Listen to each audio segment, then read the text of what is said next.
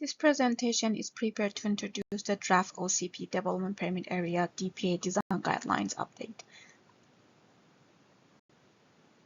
Here is an overview of this presentation. We'll provide a brief project background and timeline, introduce the draft DPA framework, highlight key updates to the environmental protection and form and character DPAs, outline what we heard in the initial engagement phase, and what would be the next steps. Staff introduced the DPA update to APC in March 2025 and to Committee of the Whole in September 2025, followed by 2 public open houses. Focus engagement with Salib and Sayat First Nations and the environmental groups were held in March 2026. The draft guidelines were introduced to the Committee of the Whole on April 20th, and we are now moving into the next phase of engagement and refinement.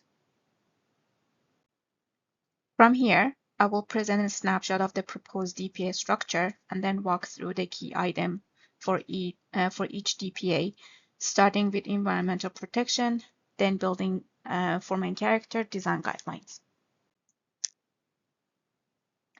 Our proposed approach recognizes DPAs into 2 main categories: environmental protection and form and character.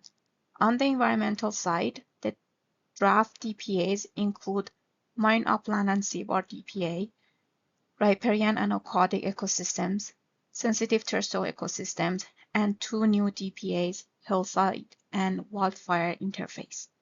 The protection of farming DPAs has been recently adopted and continues with minor refinement for clarity. On the form and character side, the draft DPAs include intensive residential, multi-unit family residential, commercial mixed use, destination commercial, and service commercial. Light industrial DPA was initially considered for removal following Council's notice of motion. However, it was subsequently reinstated as part of the current update through Council's motion on April 20th. The existing marina DPA is also removed and integrated into the marine upland and seaward and commercial mixed-use DPA. The overall rationale of the update is to improve clarity and consistency in how DPAs are applied, strengthen an avoidance-first approach in sensitive environment, and support decision-making that's informed and defensible. The structure is also more consistent across DPAs. Each DPAs include the designation, objectives, where it applies, exemptions, guidelines, and mapping, and it's easier for applicant, public, and the staff to use.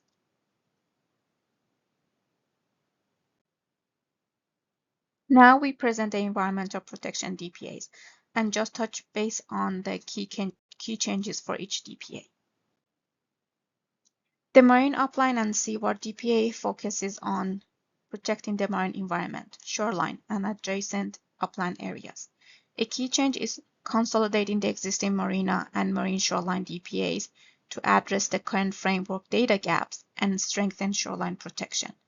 Another key driver is alignment with other government regulations, particularly around docks and private moorage, and resolving inconsistency between the existing buffers across mapping, guidelines, and zoning. As a part of this update, staff reviewed and considered how neighboring municipalities adjacent to Saanich Inlet regulate marine shoreline development. The proposed changes include extending the seaward buffer from 30 meters to 300 meters and maintaining 15-meter inland buffer.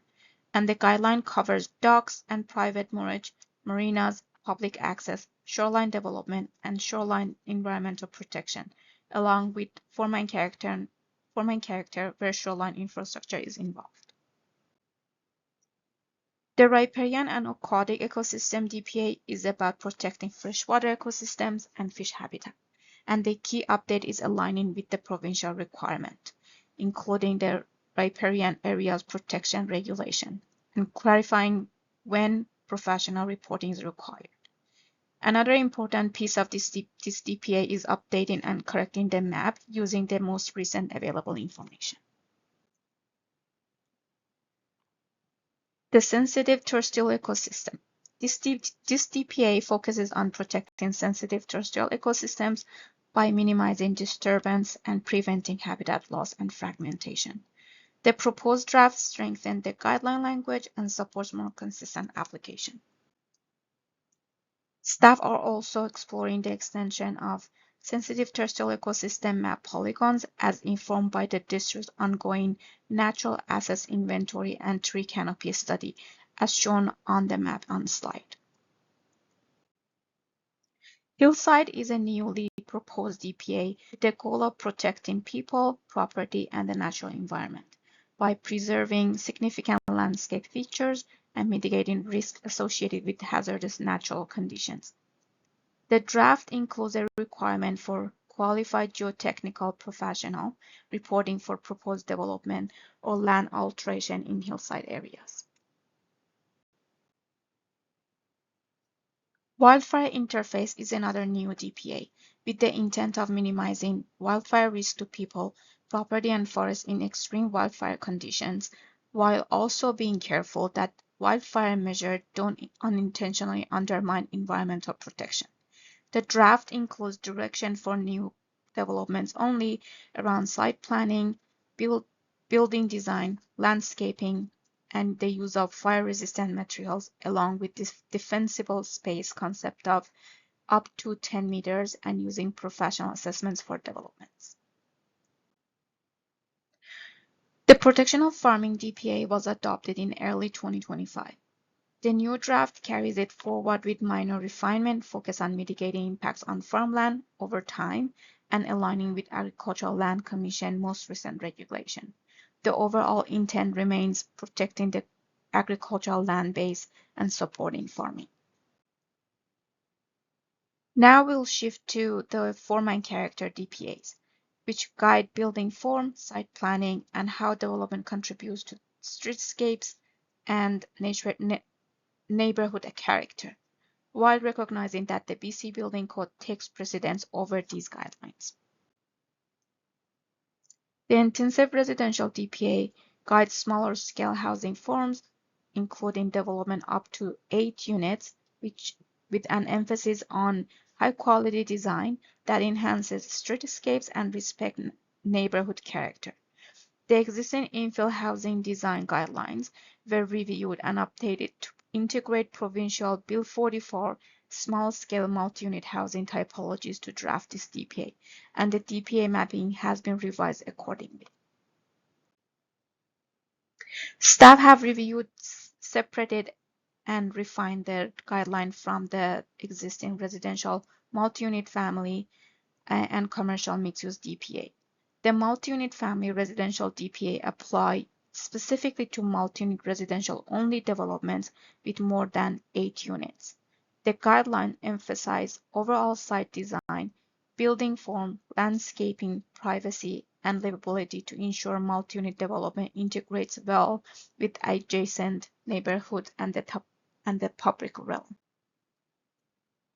The commercial's mixed-use DPA, however, is about shaping commercial and mixed-use development in village centers, so it strengthens streetscape and the public realm, support walkability, and remains compatible with adjacent residential areas. The focus of the guidelines is on high-quality design guidance that is practical to apply in development review. Destination commercial supports tourism-related development while respecting local character and protecting surrounding natural, agricultural, and marine environments.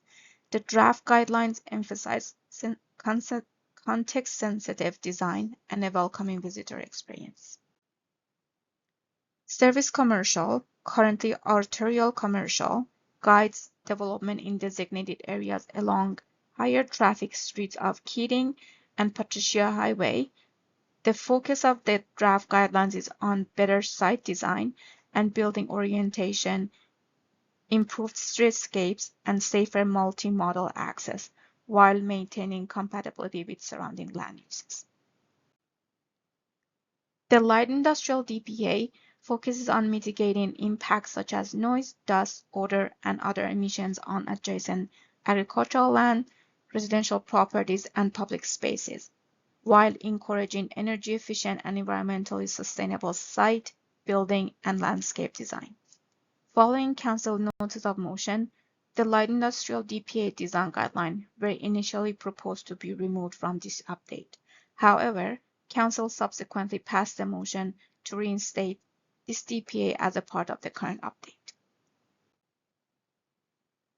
As noted earlier, staff hosted 2 public open houses and conducted focus group engagement with First Nations and environmental groups.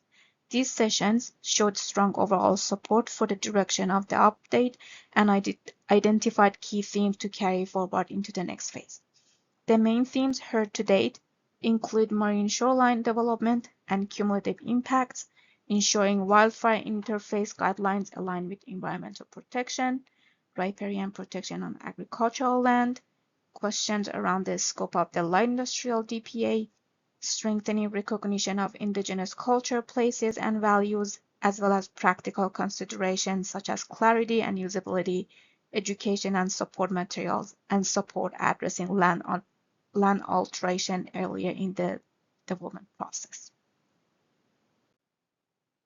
Looking forward, the next engagement phase is anticipated between April and June 2026 and includes presenting the draft to APC, PAC, and SPAC, public open houses, continued targeted outreach with key stakeholders including First Nations, environmental groups, and other engagement opportunities. During this phase, we will collect, analyze feedback, and prepare what we heard report for Council. After that, staff would bring forward a draft bylaw for Council consideration of first and second readings and direction to proceed with referral in accordance with Section 475 of the Local Government Act. And with that, the presentation comes to an end. Thanks for your attention.